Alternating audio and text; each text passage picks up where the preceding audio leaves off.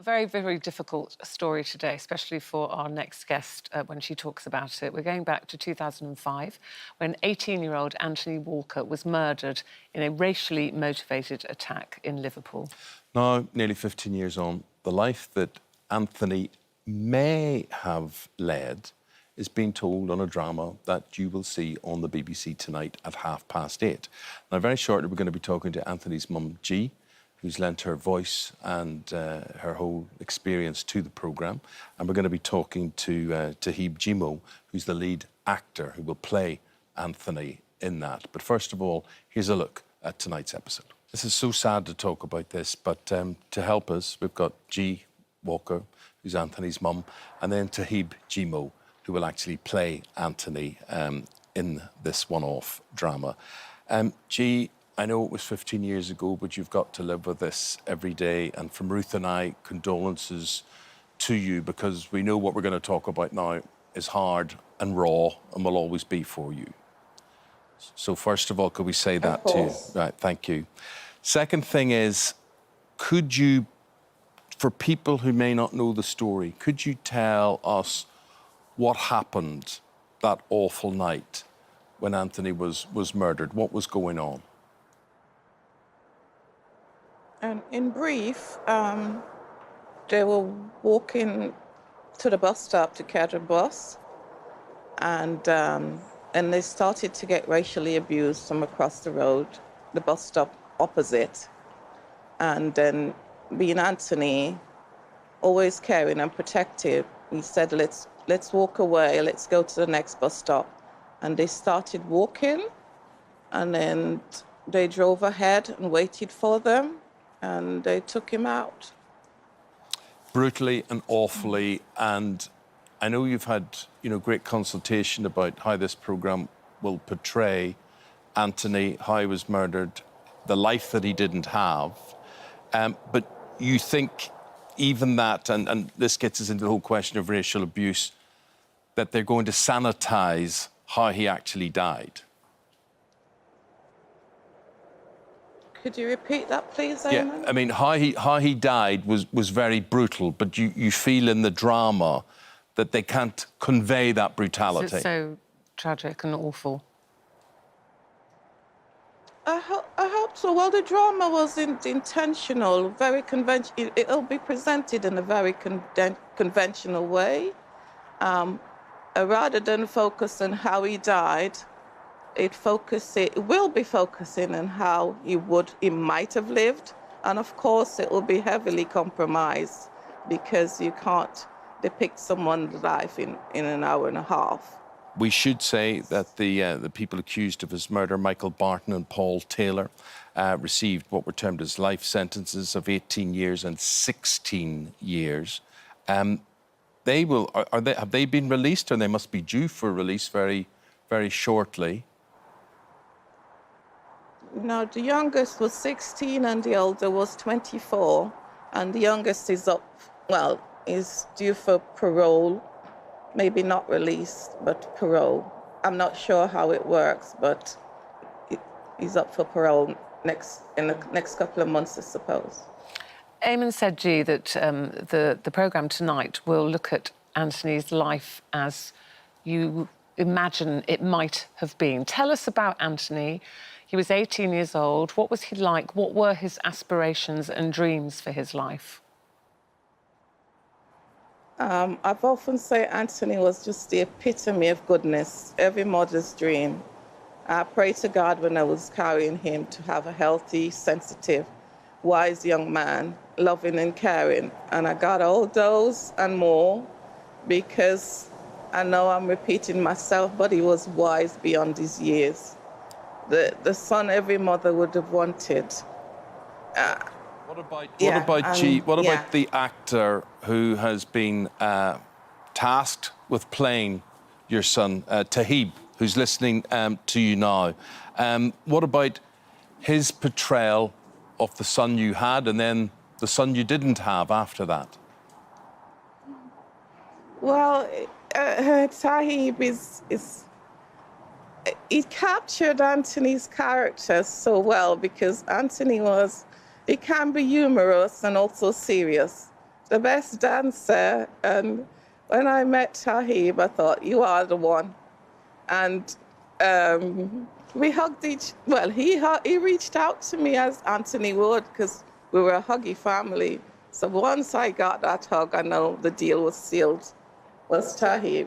Toheeb, it's great to have you with us as well today. As Eamonn said, a very difficult story to tell. It must feel immense pressure, particularly when Anthony's mum, G, was there through the script meeting. How were you feeling about doing that in front of her? To be honest, it was the most nervous I've ever been for anything in my entire life. We knew G was going to come in and be with us at the read-through, and I think all of us, like the nerves were super high. But after we finished the read-through, I plucked up the courage to go and speak to G. And as she said, we spoke. And Reiki, who plays G in the story, has a very poetic way of saying this. But like, G has a way of seamlessly transitioning from conversation into prayer and then back into conversation again. And so that's what that conversation was like. She prayed for us. She gave me her blessing to tell the story. She gave all of us her blessing. And, she gave me some advice as well. I remember doing the read-through, and I was improvising throughout the entire thing. And she kind of leaned into me right at the end and went, "Anthony didn't swear." Oh. And I cringed for the rest of the conversation. But it was great. We hugged, and I feel like after that, a lot of the weight and a lot of the pressure and a lot of the nerves that I had just floated away. And that blessing carried on. She would send us a message every Monday and start us off into the week with good blessings, good vibes, and just letting us know that she was with us. It was brilliant to have. It must have been a very difficult story for you to portray, being a young black man yourself, and learning about Anthony's murder, a racially motivated murder. What does that make you feel about racism in general? Do you think it's changed, improved? I think we've taken small steps forward from now compared to 15 years ago. I think there's still obviously a massive problem to be addressed.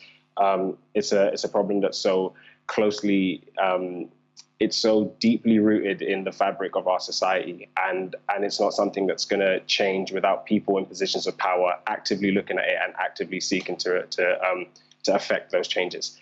And so, yes, I do think we've taken tiny steps forward, but I don't think anywhere near enough has been done to impact and affect change in the way that needs to be done. And so this new wave of the Black Lives Matter movement is so important, and I think it's great because now for the first time it feels like this isn't a black people problem or a people of color problem. It seems like now, in a way that hasn't happened before, everybody is starting to look at their relationship with race and how they need to address it.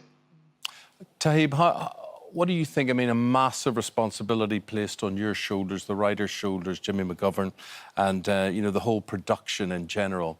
What is the message you think that is important to get across here? Because when I look at the trailer for this, I feel, well, this is going to be sad, this is going to be disturbing, but it'll all be in vain if there's not a message, if it doesn't make certain people think in a certain way or rethink in a certain way. I think what's important is not just to see the way Anthony died as the racism that we have to address. Like, there are very violent and brutal, overt instances of racism, but also throughout the film, there are times where, Anthony will go, or our version of Anthony will go to a job interview. He goes to a job interview and he's the only black candidate. Like, he goes into a nightclub, a party, and he's dancing with a white woman, and the way that people look at him is different. There are so many instances of racism throughout the film, and I feel like it's not just about stopping the bigger and more extreme instances. It's also about addressing like smaller institutional racism, and so I think the message for people is twofold. Firstly, I think everybody needs to do their part in addressing those small instances of racism in their own factors. Like, if you're a part of any institution, it's your responsibility to address those instances in that institution, be that, schools or law firms or anything. Like, it's your responsibility to try and address that. And I hope that's what comes across to you. And also, I think it's important to have this conversation and to talk about the story, because Anthony's story is now part of British culture, is part of British history, and is part of our politics, and it's important that we remember that. And so that's why I think it's important to tell the story. Mrs. Walker, just finally, this is so unusual, it's so innovative because it's a lot of this is about the life that Anthony didn't get a chance to live. And we're going to see that. Yeah. But then that means it works its way back to when Anthony died, when he was murdered. You know how this ends. You know how this drama ends. Have you watched it? Can you watch it? Oh, God only know, because the way it came about, and so timely, because it's been in the making for up to over 2 years, actually. And so it wasn't planned to be had at this particular time. It was hoping to be had near December, autumn time. But like I said, things happen, COVID, and the George Floyd incident happened, and then all I say that people will watch it with an open heart. And as Toheeb said, there'll be elements of racism throughout. And so I say, welcome to the School of Anthony Walker. You will learn a lot. You want education. It will also be educational with regards to race. And hopefully that people will stir people up to act, because we've talked so much for years and years and we've done nothing. So hopefully it will evoke a conversation and people will start acting and understand, whoops, I didn't realize, and then do something about it, address it. It's racism's a disease, and it's taking out our children, and it causes us pain and suffering. Well, we're sorry for your pain and suffering, and thank you for being so gracious and eloquent in the way that you speak. Toheeb, good luck. We'll be watching. It'll be an amazing performance, I'm sure. But you know what I mean when I say it's something I suppose all of us would prefer, including yourself, that it wasn't made. 100%. Yeah, thank you, my friend. Thank you. both. Thank you, G. Thank you, Toheeb. you. BBC One tonight. Oh, yes? Eamonn, Yes? can I say hi to Terry? He's not well. Hi, Terry. You've done a great job. He's given this life. Thank you. Terry's our director. Oh, and Terry's Terry the your director. Well, Terry, director. hello, Terry, from us as well. Get well soon. Good man. Thank you Thank you, both so everybody. much. Thank you. God bless you. That was the best plug ever now for a programme. You know, when people come in and plug that was G, top woman. Anthony, tonight, 8:30 on BBC One.